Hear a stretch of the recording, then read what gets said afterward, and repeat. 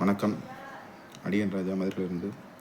சூரியன் ஜாதக கட்டத்தில் நீசமானவங்க 3, 6, 8, 12 ஜாதக கட்டத்தில் மறைஞ்ச சூரிய பகவான் இருந்தார்னா, அல்லது அட்டமாதிபதி சாரம் வாங்கி சூரிய பகவான் இருந்தார்னா, அவங்களுக்கு சூரியனால் கிடைக்கக்கூடிய காரத்துவங்கள், தந்தையால் கிடைக்கக்கூடிய காரத்துவங்கள், அரசுனால் கிடைக்கக்கூடிய காரத்துவங்கள் கிடைக்கிறதுக்கு ஒரு சிறிய எளிய பரிகாரம்.